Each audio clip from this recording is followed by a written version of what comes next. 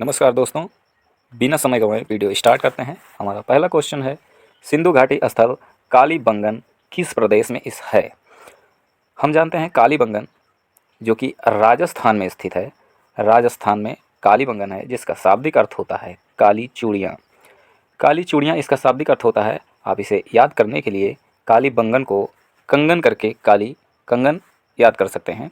लेकिन इसको आप यानी कि इसके जो खोज हुए हैं, यहाँ से जो प्राप्त की गई चीज़ें हैं, जो कि बार बार क्वेश्चन बनते हैं, वो आप याद करने के लिए कालीबंगन को कलेक्टर का बंगला मानिए। कालीबंगन मीन्स कलेक्टर का बंगला। तो आप पाएंगे कि कलेक्टर के बंगले में, कलेक्टर का जो बंगला होता है वहाँ पर फर्श में अलंकरण होते हैं, यानी अलग तरीके की डिज़ाइन बनी होती है। तो ऐसे आप रिलेट करके याद कर पाएंगे। इमेज बनाइए एक कि कलेक्टर का बंगला है जिसकी फर्श में तरह तरीके के डिज़ाइन बने हुए हैं और अलंकृत ईंटों का प्रयोग किया गया है, यानी ईंटों में भी डिज़ाइन बने हैं। तो इससे आप ये निकाल पाएंगे कि कालीबंगन में अलंकृत फर्श, अलंकृत ईंट मिले हैं और उसी के बंगले के पास में क्यारी है जिसकी जुताई की गई है, यानी क्यारी सूख गई है, उसमें जो भी कुछ लगा था वो खाली हो गया, उसकी जुताई कर दी गई है।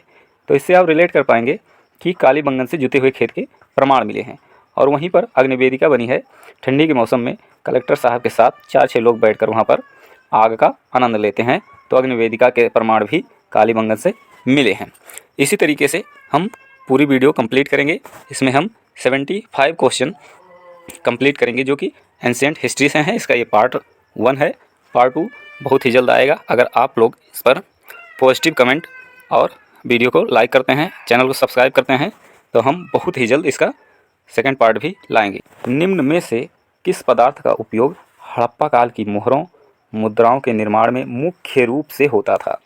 जबकि कांस्य की मुद्रा, सोने की मुद्रा, चांदी की मुद्रा, ये सारी मुद्राएं होती थी, लेकिन मुख्य रूप से किस मुद्रा का प्रयोग होता है, तो इसका राइट आंसर होगा सेलखड़ी।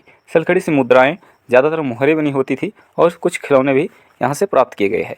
तो और दूसरा ऑप्शन है कांस्य। अगर पूछा जाए कि सिंधु सभ्यता कैसी सभ्यता थी या हड़प्पा सभ्यता कैसी सभ्यता थी, तो इसका राइट आंसर है कांस्य युगीन सभ्यता थी। यहाँ कांस्य का प्रयोग मतलब सबसे ज़्यादा किया गया था। और दूसरा ऑप्शन है तांबा। आप तांबे में टिन मिलाकर कांस्य का निर्माण करते हैं। तो कांस्य से क्या क्या बनाया जाता है, घंटी, घुंघरू और पुराने ज़माने में इससे सिक्के भी बनाए जाते थे। और फोर्थ ऑप्शन है लोहा। सिंधु घाटी सभ्यता में लोहे की खोज नहीं हुई थी, यानी लोहे के प्रमाण बिल्कुल ना के बराबर मिले हैं। जो लोहा था ये आर्यों की खोज थी। आर्य सभ्यता वालों ने लोहे की खोज की थी, जो कि उनके लिए ये वरदान साबित हुआ। और हड़प्पा सभ्यता यानी सिंधु घाटी सभ्यता के बर्बादी में लोहा की खोज ना होकर, नहीं मतलब लोहे का ज्ञान ना होना सिंधु वासियों के लिए, यही उनकी बर्बादी का कारण था। आर्यों के पास तलवारें होती थी, जो कि सिंधु घाटी सभ्यता का विनाश आर्यों ने ही किया है। ये मैं नहीं कह रहा हूँ, कुछ साक्ष्य बताते हैं। सभ्यता किस युग की थी, जो कि अभी हमने बताया हड़प्पा सभ्यता कांस्य युगीन सभ्यता थी, जबकि आर्य सभ्यता लौह युगीन सभ्यता थी, यानी लोहे की खोज हो चुकी थी। नवपाषाण युग में किस किस खोज हुई, पहिए का आविष्कार हुआ, ठीक है, पहिए का आविष्कार हुआ और अग्नि की खोज हो चुकी थी। बढ़ते हैं आगे।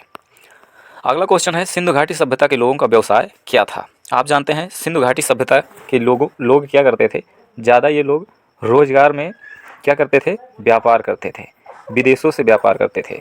ठीक है, क्या करते थे, विदेशों से। आपने देखा होगा मेसोपोटामिया की सभ्यता से, ठीक है, और मिस्र की सभ्यता से, ऐसे मतलब कई देशों की सभ्यता से व्यापार के साक्ष्य मिले हैं।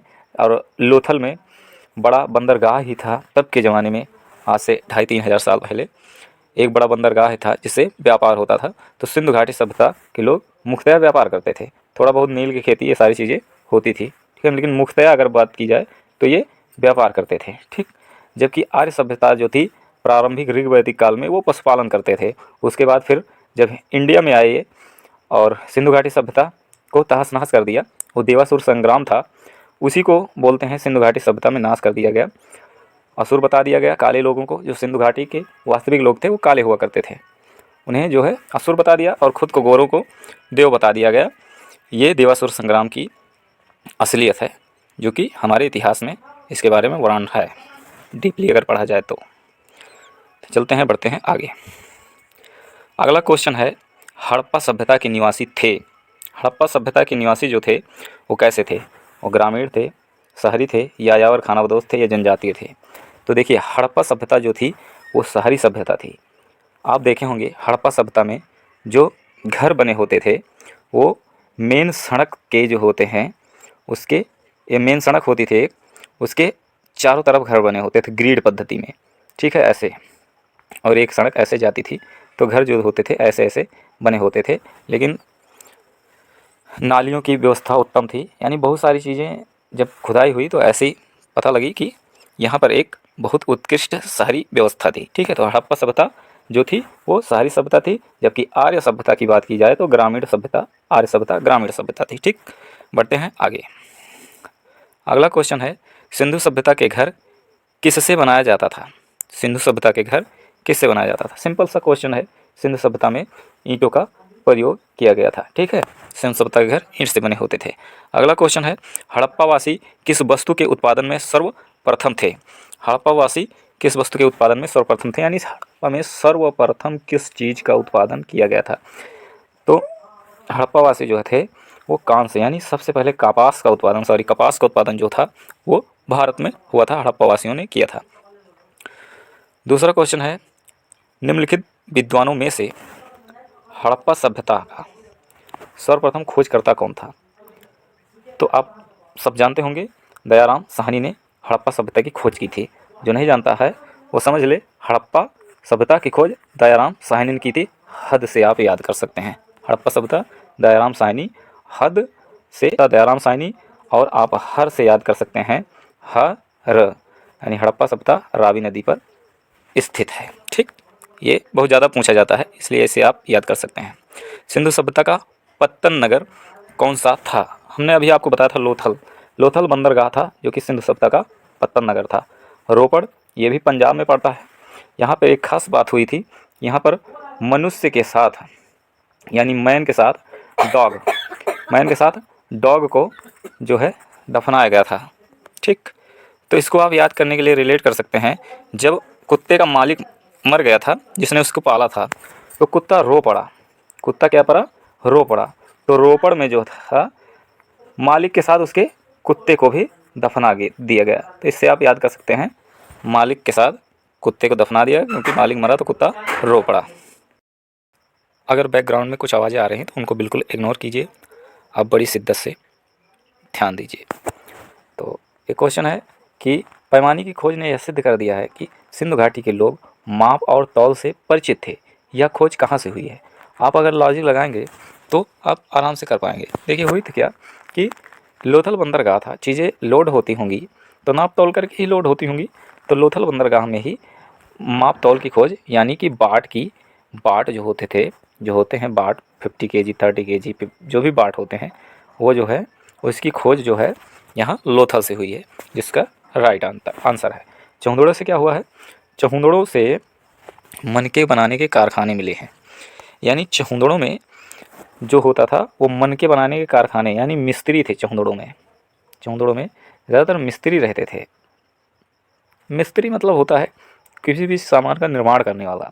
यहाँ पर बहुत सारे कारखानों की खोज हुई है, जैसे मनके बनाने के कारखाने और भी बहुत सारे खिलौने यहाँ पर बनाए जाते थे, ठीक है। इनकी खोज यहाँ चहुंदड़ों से हुई है। और हड़प्पा सभ्यता की खोज किस वर्ष में हुई है? इसका राइट आंसर है 1921, जो कि बहुत ही इजी क्वेश्चन है, लेकिन कभी कभी पूछ लिया जाता है। हड़प्पा सभ्यता के बारे में कौन सी उक्ति सही है? हड़प्पा सभ्यता के बारे में कौन सी उक्ति सही है? क्या हड़प्पावासी अश्वमेध को यज्ञ की जानकारी रखते थे? क्या उनके लिए गाय पवित्र थी? हड़प्पावासियों के लिए क्या उन्होंने पशुपति शिव का सम्मान करना आरंभ कर दिया था? या उनकी संस्कृति सामान्यतः स्थिर नहीं थी? तो इसका जो राइट आंसर होगा वो होगा, उन्होंने पशुपति शिव का सम्मान करना आरंभ कर दिया था। क्योंकि आप जानते हैं इन्हें आदि योगी के नाम से जाना जाता है। इन्हें आदि योगी, यानी शिव को आदि योगी कहा जाता है। उन्होंने पशुपति शिव का सम्मान करना आरंभ कर दिया था, जो कि यहाँ पशुपति के नाम से ये विख्यात थे, ठीक है। तो ये इनके लिए सही है। बाकी अश्वमेध की जानकारी आर्यों को थी आर्यों के लिए गाय पवित्र थी। आर्यों सामान्यतः संस्कृति जो थी स्थिर नहीं थी, यानी कि आर्य जो थे वो इधर उधर घुमंतु थे स्टार्टिंग में, तो उनकी संस्कृति जो थी वो स्थिर नहीं थी। ठीक है, चलते हैं नेक्स्ट क्वेश्चन पे। नेक्स्ट क्वेश्चन है, हड़प्पा के लोगों की सामाजिक पद्धति थी। हड़प्पा के लोगों की सामाजिक पद्धति कैसी थी? हड़प्पा के लोगों की सामाजिक पद्धति जो थी उचित समतावादी थी। यहाँ सबको उचित और समान स्थान दिया जाता था।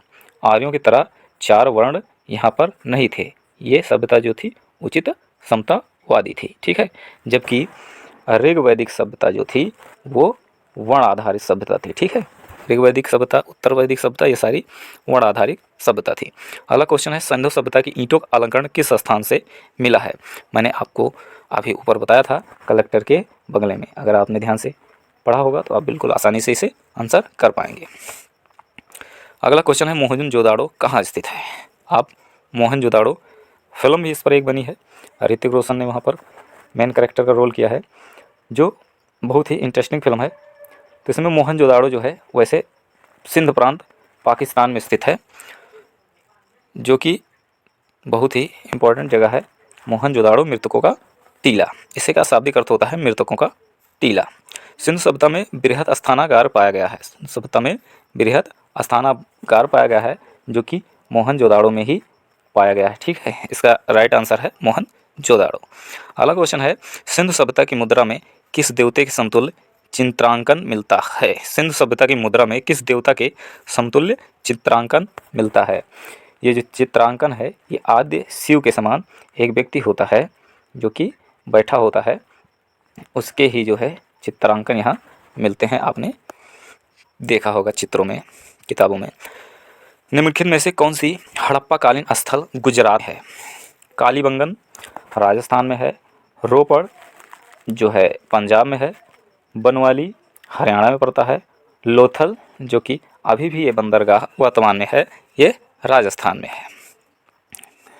सॉरी, लोथल गुजरात में है, जो इसका राइट आंसर होगा लोथल गुजरात।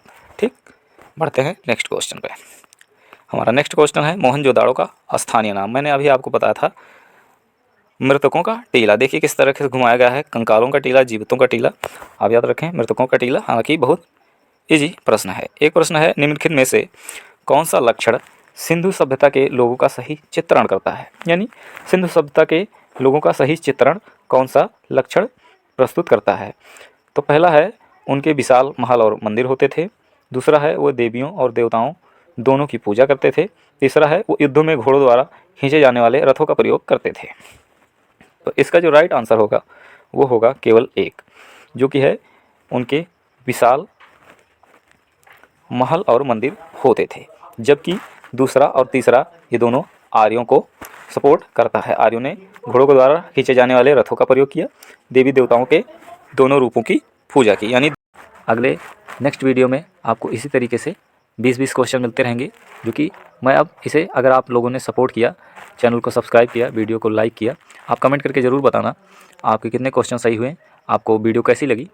अगर मुझे अच्छे कमेंट मिले तो मैं बहुत जल्दी 150 क्वेश्चन है फटाफट सारे क्वेश्चन 1-2 दिन में अपलोड कर देंगे, जो कि मेरे द्वारा बनाए गए हैं। मैंने खुद परीक्षा दी, मैंने ऐसे क्वेश्चन जो बनाए थे अपने कॉपी में, अपने नोट में, वही सारे क्वेश्चन मैंने टाइप करके ये सारे डाले हैं। तो मिलते हैं नेक्स्ट वीडियो में। आप सारे क्वेश्चन सारे वीडियो की प्लेलिस्ट में बना दूंगा, उसमें से आप देख पाएंगे। चलते हैं, धन्यवाद। चैनल को सब्सक्राइब करके ही जाइएगा, रिक्वेस्ट है।